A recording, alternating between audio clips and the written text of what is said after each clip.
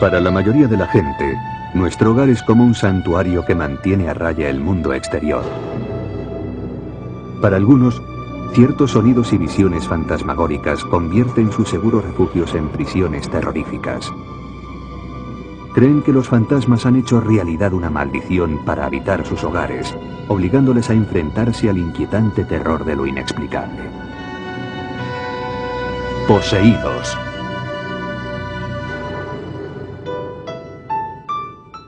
Desde el día que se casaron en 1987, el agente de policía Tom Brown y su esposa, Linda, habían soñado con ser propietarios de una casa. En 1996, los Brown y sus dos hijos se mudaron a una casa de ladrillo de 3 dormitorios en la plaza Twin Oaks de East Peoria, Illinois. Su sueño por fin se había hecho realidad, pero muy pronto se convertiría en una pesadilla. En su primera noche en la nueva casa, Tom y Linda estaban profundamente dormidos cuando desde el sótano les llegaron unos violentos ruidos. Sonaba como si alguien estuviese cambiando de sitio todo lo que guardábamos en el sótano. Me desperté y pensé que era imposible, así que bajé y lo escuché con total claridad. Alguien estaba moviendo cajas de un sitio a otro. Sonaba como si alguien estuviese enfadado, tirando cosas, pero todo estaba en su sitio. No se movía nada. Se oía el ruido, pero no se veía nada. Convencidos de que todo se debía al agotamiento de la mudanza, Tom y Linda olvidaron el incidente, hasta que a la noche siguiente volvieron a oír los terroríficos sonidos, esta vez aún más fuertes. Llamadas a las puertas, portazos, pisadas ahogadas por el suelo de linóleo de la cocina y justo enfrente de la habitación de Chelsea, su hijita de 3 años. Oí crujidos en el suelo, como si alguien caminase por la casa. No dejé de oír todos esos ruidos y estaba muy asustada. Volví a su cuarto, me senté en el borde de la cama y seguí sin ver a nadie, pero oía los ruidos. Era increíble, pero parecía que había alguien observándonos a Chelsea y a mí. Tom y Linda estaban empezando a creer que alguien los estaba observando, alguien a quien no podían ver. Luego, una noche, Tom vio algo que no podría olvidar jamás. En la sala había un gato bufando, como si se estuviera peleando con otro gato. Y también vi que una persona se metía en el cuarto de mi hijo. Fui corriendo a toda velocidad y no había nadie. No vi a nadie después de registrar el cuarto a fondo. Los Brown, que siempre habían sido escépticos respecto a los fantasmas, empezaron a sospechar que su nuevo hogar estaba encantado. Traté de ser racional, traté de averiguar qué estaba pasando, pero no encontré ninguna respuesta.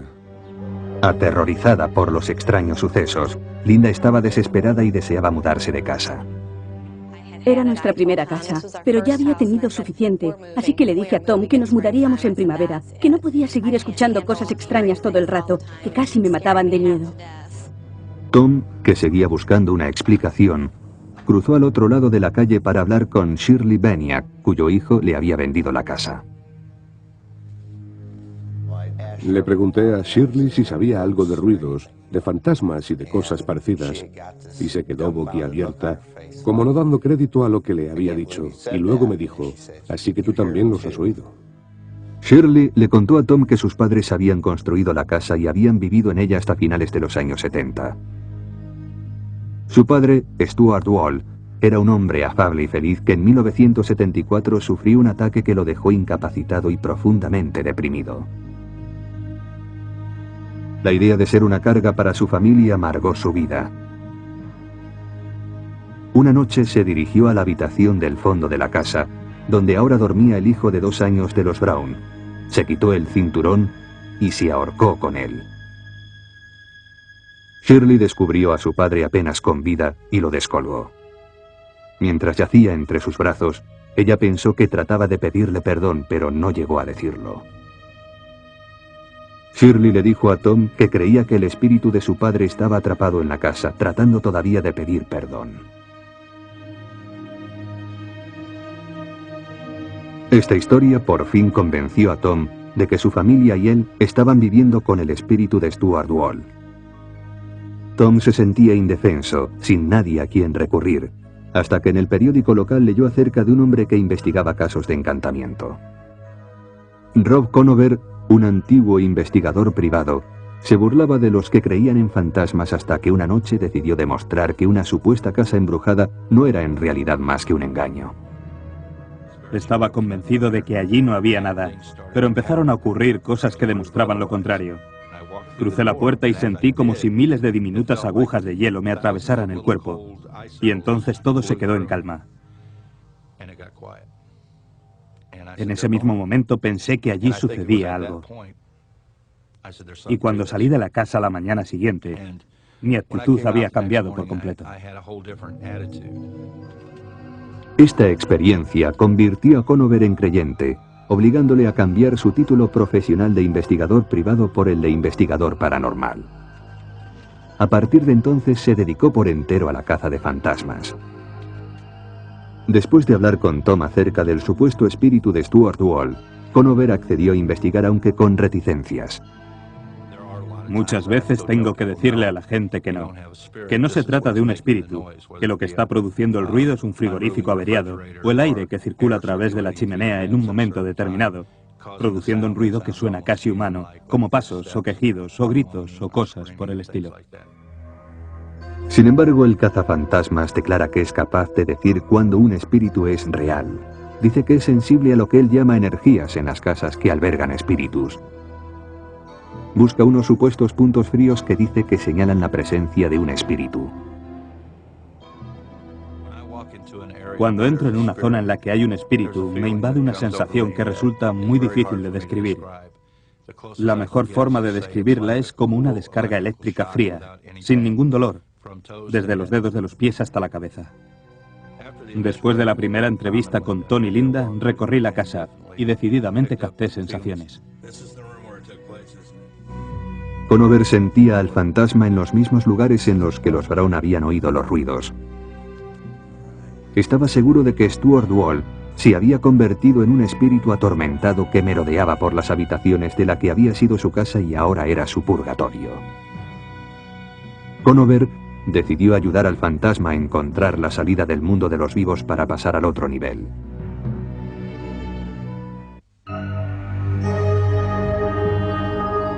El investigador paranormal Rob Conover llegó a casa de los Brown con un equipo destinado a batallar con el espíritu de Stuart Wall. 20 años antes, Wall se había suicidado en el dormitorio del fondo de la casa. Conover creía que su espíritu atormentado vagaba ahora por la casa y confiaba en que podría convencer al atribulado espíritu para que atravesara la luz. Su forma de llamar al viaje de los fantasmas desde este al otro mundo. Cuando fallecemos todos nos enfrentamos a la luz. Pero si nos quedamos a este lado y no atravesamos la luz, el motivo es que estamos unidos a una persona, a un lugar o a un objeto de este lado que pensamos que debemos proteger o acompañar. Conover y su ayudante empezaron a recorrer la casa buscando la presencia de Stuart. Tom Brown, el propietario de la casa, y Shirley Beniak, hija de Stuart, le siguieron a poca distancia. Sentí la presencia de Stuart. Estos calcetines empezaron a moverse por su cuenta, adelante y atrás, y dije en voz alta: Stuart, tienes toda mi atención. ¿Entro en la casa o bajo al sótano? Y en ese momento se produjo un fuerte ruido abajo, así que bajamos al sótano, y su presencia se percibía allí con mucha fuerza. Enfocaron una cámara de vídeo, encendieron varias velas y apagaron las luces. Con una Biblia en la mano, Rob llamó al espíritu pidiéndole que se mostrase ante Tom y Shirley. Stuart, sé que estás aquí abajo. Le expliqué a Stuart que Dios es misericordioso, que él había sido una buena persona durante toda su vida, que había ayudado a muchísima gente, que yo creía que Dios tenía un lugar para él al otro lado y que le estaba esperando. Después de más de una hora, el supuesto fantasma aún no había respondido a Conover, pero el investigador estaba seguro de la presencia del espíritu. Podía ver el ectoplasma de Stuart. El ectoplasma es la energía que va por delante de un espíritu y le ayuda a moverse a través del aire. Está formado por electricidad y energía, y yo pude verlo. Una vez más rogó al espíritu que apareciera, ahora preocupado de que pudiera ignorar su petición. Cuando casi había llegado al límite de mis posibilidades, el pasillo del sótano se llenó de una maravillosa luz azul muy densa, a través de la cual era imposible ver. Al principio no vi la luz, hasta que Shirley me dio un codazo y me dijo que mirase. Entonces moví la cabeza y lo vi. Y si no hubiese visto aquello, jamás podría creerme que algo así pudiera suceder. Para mí era como una luz azul verdosa, muy brillante, como la llama de un soplete. Luego, en cuestión de segundos, la luz azul se desvaneció. En ese momento cogí la Biblia, me puse de pie, establecí contacto con Stuart y le ayudé a cruzar la luz. Daba la sensación de que en la casa había 150 invitados, que estábamos apretujados y que no cabía nadie más, y de pronto fue como si todo el mundo se hubiese marchado y hubiese apagado las luces. Era una sensación de un gran vacío, como si ya no hubiera nadie más allí y te hubieras quedado solo. Conover dice que en aquel momento el fantasma de Stuart Wall abandonó la casa para siempre. El investigador inmediatamente se volvió a la cámara ansioso por ver la grabación de lo ocurrido, pero esto fue lo que vieron.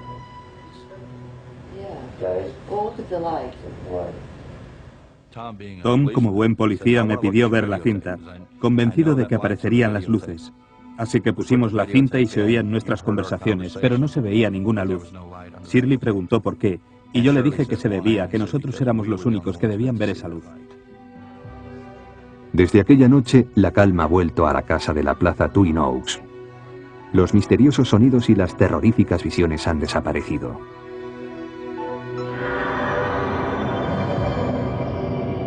¿Recorría el fantasma de Stuart Wall las estancias de esta casa? ¿Fue conducido finalmente ese espíritu a otro mundo durante este ritual? Los escépticos sostienen con énfasis que los fantasmas no existen y que el razonamiento lógico puede explicar todas las anomalías asociadas a los espíritus. Terence Hines, profesor de psicología, cree que el fantasma de los Brown es un producto de su imaginación. Cuando entras en una casa nueva se van a producir ruidos extraños con los que no estás familiarizado. Así que si entras pensando que alguien se suicidó en el cuarto de Johnny y oyes algo extraño, te resulta muy fácil pensar que se trata de un fantasma. Especialmente fácil para Linda Brown, que había crecido en la casa de al lado de los Wall y que tenía 6 años cuando Stuart Wall se suicidó. De niña no supo cómo había muerto, pero de mayor se enteró de la trágica verdad. Hines piensa que eso debió contribuir a que Tom y Linda decidieran que los extraños sonidos y visiones estaban causados por un fantasma. Hines dice que es natural, que la mente humana está programada para imponer el orden en las experiencias extrañas. El cerebro humano está organizado para crear percepciones. En especial cuando nos enfrentamos a estímulos azarosos y nebulosos, el cerebro trata frenéticamente de controlarlos. Los que creen en los fantasmas, como el parapsicólogo Lloyd Auerbach, no están de acuerdo con que el espíritu de Stuart Wall fuese un simple invento de la percepción de Tom y Linda. Sostiene que cuando varios testigos informan de la misma o de similares experiencias, como ocurrió en casa de los Brown, esos testigos deben ser tomados en serio. Es una experiencia subjetiva, experimentada por mucha gente a lo largo de muchos años, que da mucha credibilidad al hecho de que realmente hubiese algo allí y que no fuese un simple invento de la gente. Lo que estudiamos es cuánta gente hay, cuántos testigos. Los testimonios de los testigos de los casos de encantamientos parecen coincidir bastante. El testimonio de los testigos oculares no es convincente porque hay testigos presenciales que juran sobre la Biblia haber visto cosas que sabemos con toda seguridad que no existen. Remontándonos a la Edad Media había gente que juraba haber visto brujas atravesando el cielo con escobas. Conover y los Brown están seguros de haber visto una luz azul, pero Tom Flynn, un escéptico que ha examinado casos de hogares embrujados, dice que si la vieron, debería haber aparecido en la cinta de vídeo que grabaron. Las cámaras de vídeo responden al mismo espectro de colores que el ojo humano. De modo que si apuntas una cámara de vídeo a un punto y ves una luz azul, la cámara también la verá. Así que pienso que es muy revelador que esas 3 personas informen de haber tenido esa experiencia, mientras que la cinta de vídeo que grabaron no la confirma. Flynn dice también que varias de las declaraciones de Conover, como que siente una presencia, que puede mover a los espíritus a través de la luz y que es capaz de ver el ectoplasma, están basadas en la mitología usada comúnmente por los que creen en los fantasmas. Uno de los trucos típicos que hacían los médium espiritistas en sus sesiones a partir de la década de 1860 consistía en producir ectoplasmas. Sabemos que aquellos médiums del siglo XIX usaban una serie de trucos, pero de allí vino la tradición de que existía ese ectoplasma, esa especie de sustancia semimaterial que pertenecía a los fantasmas. Los creyentes dicen que es posible que Conover se base en temas sacados de la cultura popular, pero que su ritual parece ser eficaz. Desde la visita de Conover, los Brown ya no oyen ruidos misteriosos ni pisadas fantasmagóricas. Tal vez el cazafantasmas que fue a casa de Tom y Linda tenía alguna capacidad auténtica para afectar al entorno, porque lo que hizo, fuera lo que fuese, funcionó. El profesor Finucane dice, sin embargo, que la mejor forma de eliminar unos fantasmas imaginarios es empleando métodos imaginarios de cazafantasmas. Es un alivio psicológico, dicho de otra forma. Él dijo lo que esa gente quería oír e hizo lo que parecía adecuado para lo que querían ver y oír. La aparición del fantasma de Stuart Wall fue una visión compartida o una ilusión compartida. ¿La mente hace mentir a los sentidos? ¿O acaso los atormentados espíritus de los muertos vagan por esta tierra? La respuesta depende de la fe de cada uno en lo sobrenatural.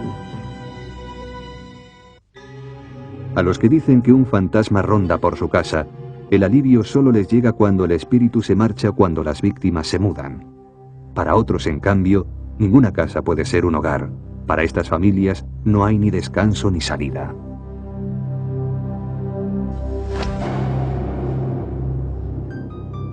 Un doloroso divorcio en 1968 dejó a Beth abandonada con una hija pequeña y muy poco dinero. Estaba reconstruyendo su vida pocos años después cuando conoció a Bob Batchel. Se enamoraron, se casaron y Bob adoptó la hija de Beth, Leah. En 1971, cuando los Batchel se mudaron a esta casa de New Brunswick, en Nueva Jersey, la recién inaugurada felicidad de la joven familia sería muy fugaz. En la casa empezaron a ocurrir sucesos extraños. Al principio, Bob y Beth no se tomaron en serio las extrañas actividades como lámparas que se balanceaban, puertas que se abrían y se cerraban u objetos que aparecían en lugares indebidos. Luego se vieron obligados a hacer frente al terror atrapado en las paredes de su nuevo hogar. El penetrante aroma de flores en descomposición flotaba por las habitaciones.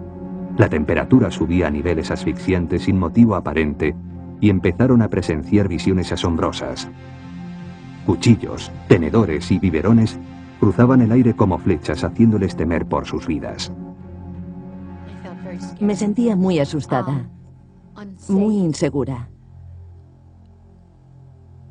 No sabía lo que iba a ocurrir a continuación. Y eso de no saber si el suelo o la alfombra se va a mover bajo tus pies es una sensación que te corroe por dentro. Nunca sabías qué esperar. Siempre estabas alerta y el nivel de tensión era altísimo. Los terribles sucesos fueron a más. Los Batchel declararon haber sido atacados por pequeños objetos lanzados a través de la casa por unas fuerzas invisibles. Invité a comer a unos amigos. Y de repente el tapón de la bañera cayó entre dos de las personas sentadas en la mesa. Como si lo hubiera lanzado alguien. Los objetos voladores se hicieron cada vez más peligrosos. Una noche, Bob y Beth se quedaron paralizados de miedo cuando vieron caer del techo un cigarrillo encendido. No sabíamos qué hacer, porque no sabíamos si alargar la mano y cogerlo, si lo estaba sujetando alguien a quien no veíamos, o si al caer al suelo provocaría un incendio. No sabíamos qué hacer. La enorme tensión de los incidentes de este tipo obligó a Beth, que nunca había creído en los fantasmas, a enfrentarse a lo que tenía todas las trazas de ser un encantamiento. La noticia del fantasma de los Batchel corrió de boca en boca y un grupo de espiritistas interesado en actividades paranormales solicitó hacer una sesión en la casa. Bob y Beth, sin otra posible alternativa, accedieron. Sentíamos que nos estábamos ahogando en un mar de fenómenos que no podíamos explicar. Nunca nos había ocurrido algo así antes, no sabíamos nada y necesitábamos ayuda. El grupo se reunió con Beth y Bob alrededor de la mesa del comedor. Cerraron los ojos y se dieron la mano. Cuando la medium convocó a los espíritus, el fantasma empezó a hablar a través de ella. Beth grabó en secreto la sesión. Can you tell us your name? It's my land. And you get out. Well, if we could investigate to see if it is your land, maybe we would get out, but you'll have to help us and tell us what your name is. My name is George Baxter. George Baxter? This land belonged to me. I bought it in the year 1872. Now you look that up, mister. We will, George. Al día siguiente, Beth fue a la biblioteca de New Brunswick para investigar la historia de la casa. Descubrió que George Baxter había comprado la tierra en 1872. Beth se quedó muy sorprendida, pero Bob seguía siendo escéptico. Hasta unas cuantas semanas más tarde, cuando encontraron amenazas escritas con lápiz de labios y rotulador en las paredes y los espejos. Ahora Bob estaba seguro de que la casa estaba hechizada.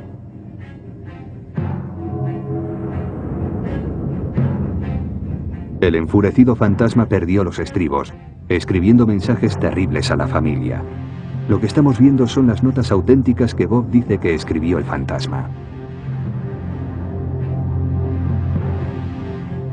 A medida que aumentaban los supuestos hechizos, los Bachel ya no pudieron mantener a su hija de 8 años a salvo del fantasma. Yo sabía que estaba ocurriendo algo. Había que ser un idiota para no saberlo. Cuando el día de tu 8º cumpleaños te levantas por la mañana y hay cruces rojas pintadas por todas las paredes y carteles que dicen «Muérete». En 1972, Beth tuvo a su segunda hija, Lisa. La amenaza que se cernía sobre las dos niñas era cada vez mayor. Según Leah Bachel, a esas alturas, el fantasma ya había dañado su infancia de forma irreparable. Era una casa infernal. Por lo que a mí se refiere, esa casa destruyó a la que antes de mudarnos allí era una niña normal de 4 años. Odio esa casa.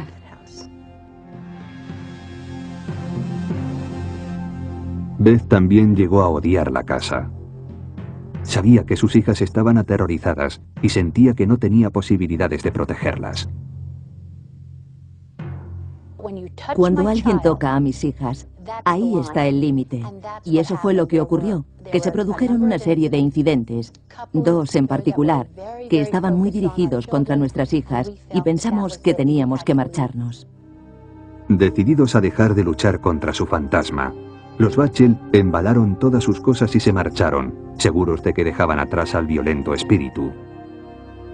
Pero su desesperado intento de huida solo los hundió más profundamente en el misterio.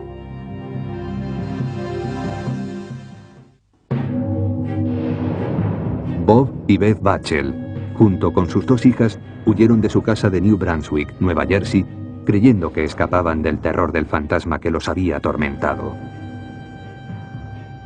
Durante 4 años, los Bachel vivieron en esta casa donde fueron hostigados casi a diario por amenazas fantasmales. Ahora buscaban una morada más pacífica. Los Bachel se mudaron a un apartamento de Clinton, Nueva Jersey. El insistente fantasma los siguió y se volvió aún más hostil. Los Bachel sostienen que una fuerza invisible empujó a Beth, Bob y Leah y los hizo caer por las escaleras. Volvieron a mudarse. Esta vez se trasladaron más lejos, a Flemington, Nueva Jersey. Apenas habían terminado de deshacer las maletas cuando una mañana, ante el horror de Beth, encontró un cuchillo de cocina clavado en el marco de la puerta. Entonces supo que no habían conseguido escapar del malvado espíritu. Una vez más nos mudamos de casa con la esperanza de que se hubiesen acabado los fenómenos, que los hubiésemos dejado atrás y que pudiésemos volver a tratar de ser una familia normal. De 1971 a 1985, Bob y Beth se mudaron 11 veces y sus vidas fueron cualquier cosa menos normales. Perdimos muchos amigos porque no podíamos explicar nada y todo el mundo buscaba una explicación. Todo el mundo nos echaba la culpa a nosotros, puesto que si nos ocurría a nosotros, la culpa era nuestra. Sin nadie a quien recurrir, unieron sus fuerzas para combatir a sus propios demonios. Construyeron su última casa desde los cimientos en Lake Ariel, Pensilvania, con la esperanza de que de esa forma por fin expulsarían al fantasma, pero no lo consiguieron. El primer fin de semana después de trasladarse a la nueva casa, un fantasma dejó a los Bachel un horripilante mensaje de bienvenida.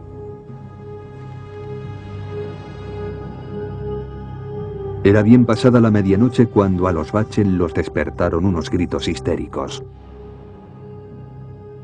Corrieron al cuarto de su hija y la encontraron llorando y muerta de miedo porque había visto a su gato colgado por el cuello del quicio de la puerta, con los ojos fuera de las órbitas. Los Bachel no vieron nada. La aparición fantasmal había desaparecido. Varias noches después, los Bachel se volvieron a despertar en plena noche cuando los cristales de los cuadros de la sala de estar explotaron de pronto, lanzando trozos de cristal por toda la casa.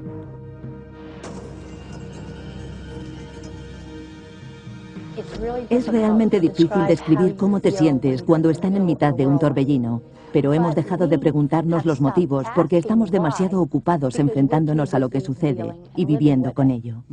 La mayor parte de los informes sobre encantamientos vinculan el fantasma a un lugar. Los Bachel creen que en su caso son los fantasmas los que acuden a ellos. Hemos llegado a comprender que hay encantamientos unidos a un lugar determinado y que permanecen en él. Luego hay encantamientos en los que parece que la gente, y no la casa, es la que está encantada, de modo que vaya donde vaya esa gente, el encantamiento irá con ella. A partir de todo lo que se ha hecho y se ha probado, y de todo lo que nos han dicho, parece que yo tengo algún tipo de presencia, que soy como una especie de imán que parece atraer a esos fenómenos espirituales. Los Bachel, agotados física y emocionalmente, dicen que ya no pueden seguir tratando de huir del fantasma. Permanecen en su casa de Lake Ariel, resignados a sus encantamientos e inquietos respecto a lo que puede deparar el futuro. ¿Atraen los Bachel de alguna forma a los hechizos y a los espíritus allá donde se van a vivir, o crean ellos mismos sus propios demonios? Para los científicos como el físico Leon Lederman, galardonado con el premio Nobel, la respuesta es sencilla. Yo simplemente diría que no existen las casas encantadas. Hay gente crédula o bien gente deshonesta que se lo inventa todo. En la ciencia no caben los fantasmas. El psicólogo Karl Sloterdijk sí ha encontrado un lugar donde caben los fantasmas. Investigó las historias de los Bachel, apoyó las declaraciones de la familia y escribió con Beth Bachel un libro acerca de sus experiencias. Me hice creyente bastante deprisa. Recorrías la casa y podías sentirlo en diferentes habitaciones. En una incluso era difícil respirar. Las grabaciones realizadas en esa habitación eran más débiles que en el resto de la casa. En otros lugares podías sentir cosas en el aire. Sloterdijk cree que los Bachel encontraron fantasmas en cada una de sus casas porque los espíritus se sentían atraídos por ciertas cualidades de Beth Bachel. Un investigador dijo que tal vez era una medium no desarrollada del todo. Otra gente se ha referido a ella como un imán cuya calidez y cariño por la gente se extiende hasta el otro mundo, y que las almas perdidas que aún no han hecho la travesía la consideran como una presencia cálida y reconfortante para estar cerca de ella. Lederman señala que nada de eso es científicamente verificable. Los métodos científicos exigen mucho más que impresiones y sensaciones para dar por válida una afirmación de este tipo. Para afirmar que veo algo, tengo que demostrarlo. Es la tarea del dueño del lugar encantado o del autor del libro. En 400 años de innumerables reclamaciones, nadie ha conseguido jamás convencer a la comunidad científica. El parapsicólogo Lloyd Auerbach encuentra pruebas en los informes de los Bachel de objetos flotando y moviéndose a través del aire. Dice que cuando algunas personas están sometidas a tensiones, su energía puede hacer levitar los objetos. Es un fenómeno conocido como psicoquinesis.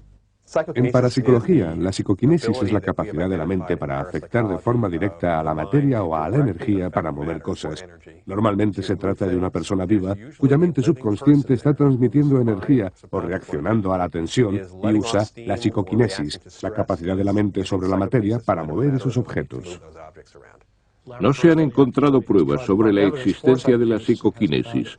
Los testigos oculares que dicen haber visto cómo un objeto se movía son poco dignos de confianza. Muchos científicos piensan que la psicología ofrece la mejor explicación para lo sucedido en las casas de los Bachel.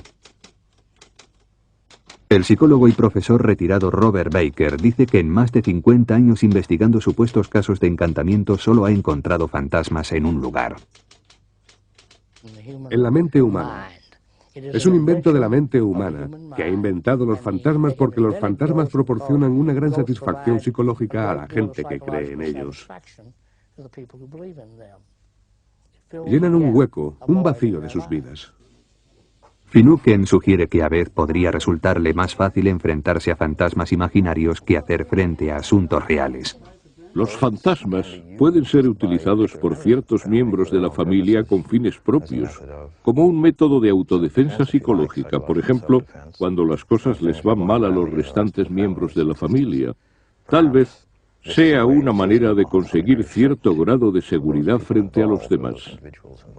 En el caso de la señora Bachel, tal vez fuese la forma de resolver algunos de sus problemas en el seno de su familia. ¿Acaso los más de 20 años de supuestos encantamientos en el hogar de la familia Bachel son obra de unos espíritus activos o quizás de una imaginación hiperactiva? Los escépticos y los científicos señalan la falta de pruebas concluyentes para apoyar las afirmaciones de los Bachel. Los creyentes toman nota de las visiones de los sucesos fantasmagóricos y de los cuchillos que se clavaron en los marcos de las puertas, y ven en todo ello la huella de los misterios sin explicación.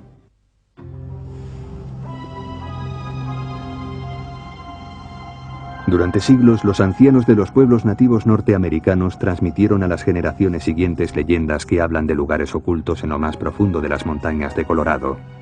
Para los espíritus de los muertos, estos lugares son portales sagrados por los que se entra y se sale de este mundo, al otro mundo. Para los vivos, estos lugares son puertas misteriosas que permiten echar una mirada a lo desconocido.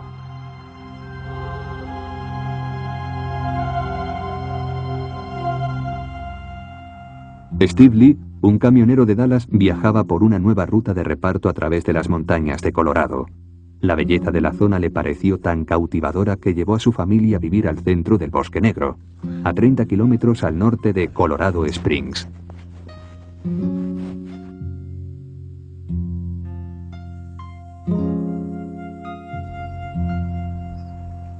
Compró una cabaña de troncos situada en medio de un terreno de 2,5 hectáreas y sus hijos pronto se acostumbraron a vagar por el bosque, que les daba una sensación de libertad y de aventura.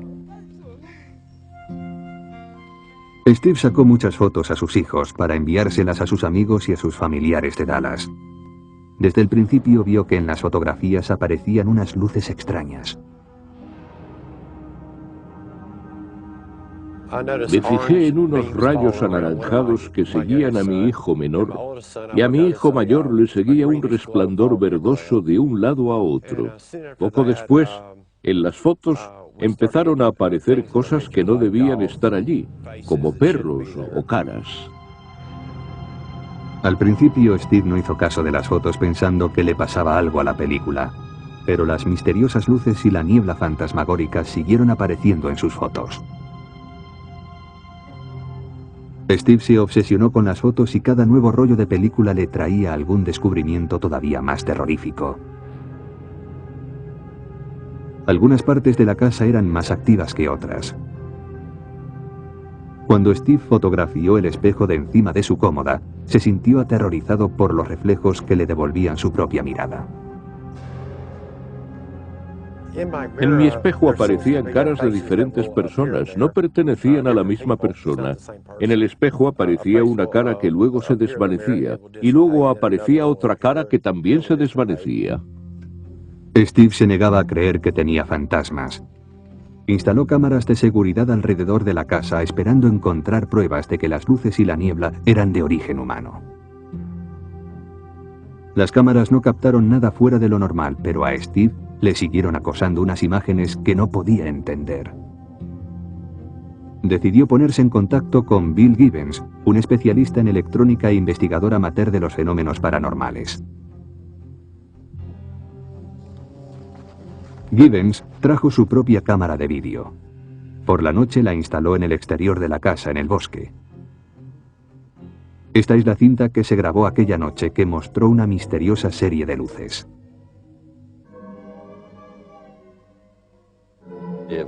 No se parecía a ninguna descarga eléctrica de cualquiera de los tipos que había visto. Una torre eléctrica descarga una bola de energía que sigue un trayecto lineal, pero esta energía no seguía ningún camino, casi parecía que tuviera voluntad propia. El investigador utilizó un espectrómetro para comprobar la fuerza de las ondas electromagnéticas y de radio de la casa, para asegurarse de que no habían sido las que habían producido las luces. Estarían causadas por el choque de la energía de los microondas y de las ondas de radio, debido a la localización de la casa y a la forma en que las ondas chocaban entre sí. Pero no encontramos nada, nada fuera de lo normal. El investigador utilizó a continuación una brújula para buscar alteraciones magnéticas. En una de las esquinas más alejadas de la casa, Gibbons descubrió que la brújula a veces giraba de forma incontrolada, incapaz de fijarse en una posición. Gibbons había trabajado con energías de todo tipo, pero esta energía hacía que se sintiera muy confuso. Por fin aceptó la idea de que la casa de Steve Lee estaba encantada. La cantidad de energía aparentemente aleatoria y el número de rostros que aparecían en el espejo le hicieron preguntarse si la cabaña de troncos no estaría construida encima de un pasadizo espiritual de este mundo al otro mundo, sobre un portal de las famosas leyendas de los indios Hopi.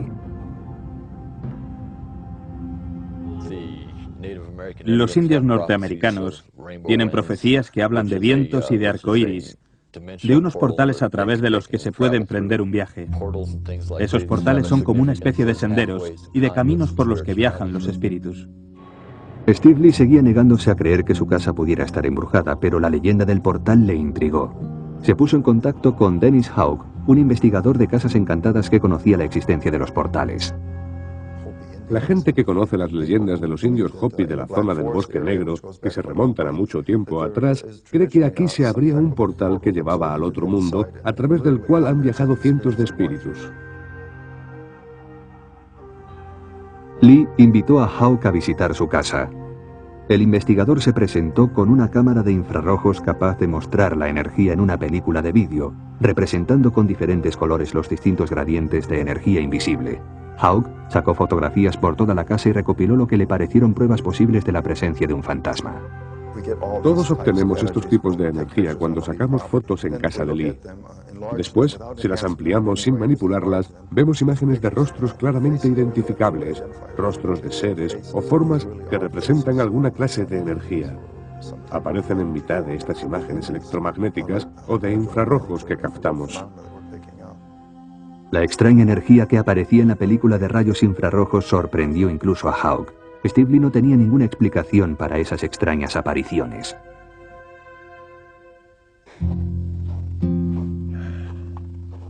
La familia Lee sigue viviendo en su cabaña del bosque, y dicen que en sus fotos siguen apareciendo las misteriosas luces y los extraños rostros, rastros de espíritus que van y vienen de este mundo al otro mundo.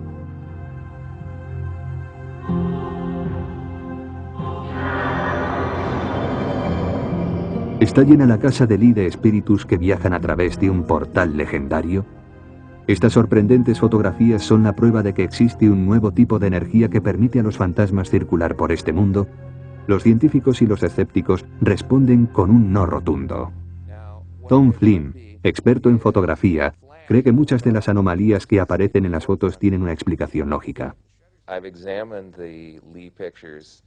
He examinado las fotos de Lee y encuentro muchas más pruebas de problemas con las cámaras de fotos que de la presencia de fenómenos sobrenaturales.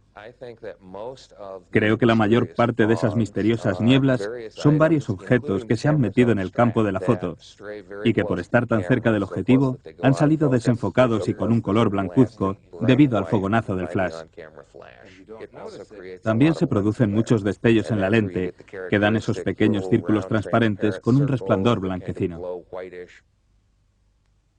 Los que creen que esta casa de Colorado podría estar construida encima de una puerta espiritual, dicen que las fotos de Lee podrían haber captado el portal en plena acción.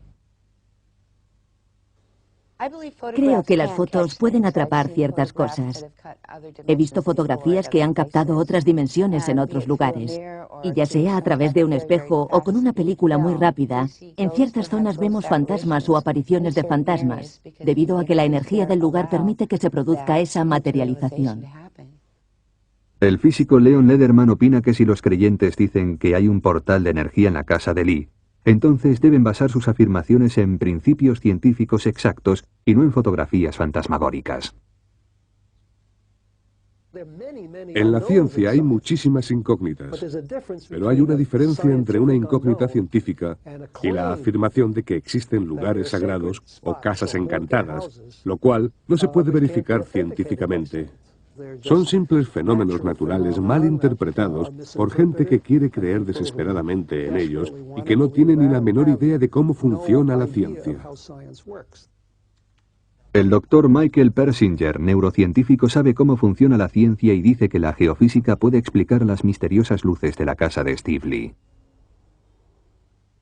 Cuando tienes fuerzas geofísicas, incluso muy pequeñas, y las enfocas en un pequeño espacio durante un tiempo muy breve, puedes obtener unos campos magnéticos tremendos.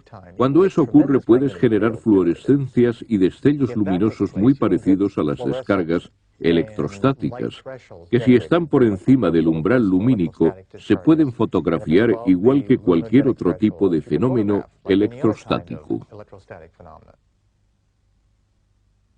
Persinger dice que estas extrañas anomalías en el campo electromagnético natural de la Tierra se encuentran en muchos lugares supuestamente encantados y que a veces se cruzan con las ondas cerebrales de la gente que vive en ellos, produciendo sensaciones parecidas al encantamiento. Es una teoría que ha puesto a prueba en su laboratorio de Sudbury, en Ontario. Muchas de las pautas de los campos generados en las zonas encantadas que hemos estudiado tienen una disposición errática muy complicada, muy breve y muy fugaz. Si esas fuerzas estimulan el cerebro, se podría tener la sensación de una presencia, del sonido de pisadas o movimientos e incluso de voces, y la sensación omnipresente de que hay algo observando. Todos estos síntomas son reflejo de los acontecimientos descritos por los Brown en el apogeo del supuesto encantamiento de su casa. Esto podría explicar también por qué Beth Bachel es incapaz de huir de los fantasmas que la han perseguido desde hace más de 20 años. Algunas personas muy creativas son más sensibles a estas misteriosas fuerzas geofísicas que otras, un hecho que para muchos justifica su pretensión de haber tenido varios encuentros fantasmagóricos. Aunque la gente sea sensible a lo sobrenatural, eso no significa que esté loca. Me sorprende la cantidad de gente salida de quién sabe dónde que ha venido a hablarme de una luz que ha visto en una habitación oscura, o de un pariente fallecido que ha vuelto a visitarles. De modo que es un fenómeno mucho más común de lo que pensamos. Pero la gente duda mucho antes de hablar del asunto, por las implicaciones de que pueda haber alguna clase de psicopatología asociada. Algunos escépticos creen que la fe en los fantasmas persiste incluso ante el escepticismo de los científicos debido a que representa una creencia cultural muy arraigada. En un sentido, los fantasmas están dentro de la cabeza de la gente, pero en otro sentido, cultural y socialmente, existen para esa gente y desde luego para muchas otras personas de la sociedad. Son una elaboración humana. Los creyentes se oponen a la idea de que los encuentros con los espíritus son creaciones de la mente humana. Insisten en cambio en que los encantamientos merecen respeto debido a que los espíritus inquietos son reales. Cuando te encuentras cara a cara con ello, tienes que tratarlo como una realidad, porque cuando estás frente a algo, estás frente a una realidad. De los espíritus inquietos a las puertas que llevan a otros mundos, los encantamientos tienen la facultad de producir miedo y terror a quienes creen en ellos. ¿Acaso una presencia fantasmal es realmente obra de nuestra propia mente? ¿O es obra de unos atribulados espíritus condenados a vagar por la tierra? Los que han estado enfrentados a una presencia fantasmagórica saben que viven en los umbrales de lo inexplicable.